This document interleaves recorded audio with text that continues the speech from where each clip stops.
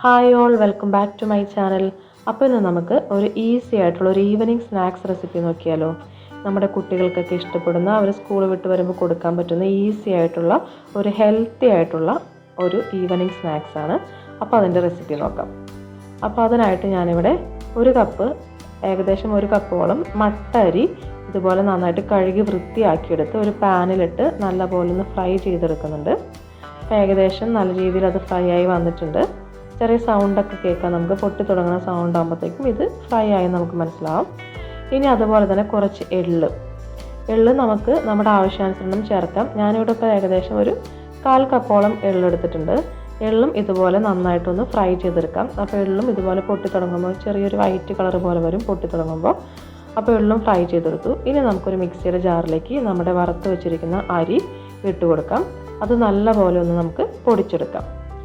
അപ്പോൾ അരി പൊടിച്ച് കഴിഞ്ഞ് കഴിയുമ്പോൾ നമുക്ക് ആ പൊടിച്ചെടുത്തതിലേക്ക് നമുക്ക് നമ്മുടെ വറുത്ത് വെച്ചിരിക്കുന്ന എള്ളും കൂടെ ആഡ് ചെയ്തിട്ട് ഒന്നും കൂടി ഒന്ന് മിക്സിയിലിട്ട് നല്ലപോലെ ഒന്ന് ക്രഷ് ചെയ്തെടുക്കാം.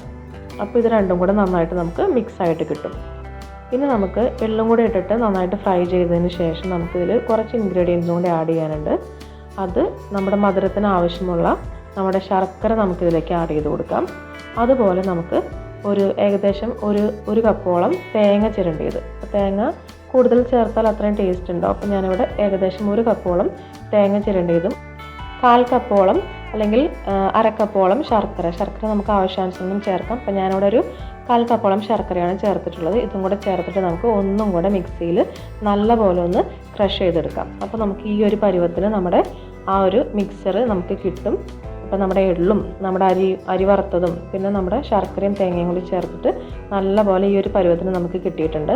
ഇനി നമുക്കിത് ഒന്ന് ഉരുളകളായിട്ടൊന്ന് പിടിച്ചെടുക്കാം. ഉണ്ടയുടെ ഷേപ്പിൽ നമുക്കൊന്ന് പിടിച്ചെടുക്കാം. ഇത് ഈസി ആയിട്ട് തന്നെ നമുക്ക് പെട്ടെന്ന് പിടിച്ചെടുക്കാൻ പറ്റും. അത് നല്ല സോഫ്റ്റുമാണ്, നല്ല ടേസ്റ്റും ഉണ്ട്. അപ്പോൾ നമുക്ക് നമുക്ക് നമ്മുടെ ആവശ്യത്തിനനുസരിച്ച് ചേർക്കാം. എത്രത്തോളം കൂടുതൽ ചേർക്കുന്നോ അത്രത്തോളം ഇത് ഹെൽത്തി ആയിരിക്കും.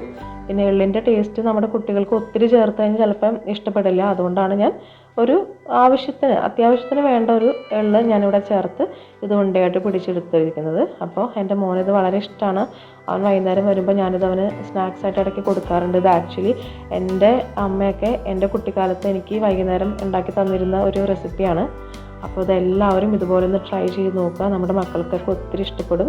അതുപോലെ തന്നെ നമ്മൾ ചേർത്തിട്ടുള്ള എള്ളും അരിയാണ് നമ്മളിതിൽ മെയിനായിട്ട് ചേർത്തിട്ടുള്ളത്. അപ്പോൾ അതുകൊണ്ട് ഇത് നല്ല ഹെൽത്തി ആയിരിക്കും. അപ്പോൾ ഞാനിതുപോലെ ഇത് ഒരു ടിന്നിൽ നമ്മൾ ഇട്ട് വെച്ചിട്ടുണ്ട്. അപ്പോൾ ഇത് ഏകദേശം ഒരു 1 വീക്കോളം ഇത് കേടുകൂടാതെ നമുക്ക് ഫ്രിഡ്ജിലൊന്നും വെക്കാതെ തന്നെ പുറത്തിരുന്ന് നമുക്കിത് കഴിക്കാൻ പറ്റും. ഇതുപോലെ ഒരു ടിന്നിലാക്കി നമുക്ക് നല്ലപോലെ ഒന്ന് അടച്ച് വെച്ചാൽ മതി. അപ്പോൾ നിങ്ങളെല്ലാവരും ഇതുപോലെ ട്രൈ ചെയ്ത് നോക്കണം. നിങ്ങളുടെ കമൻസൊക്കെ പറയണം. അപ്പോൾ മറ്റൊരു റെസിപ്പിയുമായിട്ട് നമുക്ക് വീണ്ടും കാണാം. Thank you.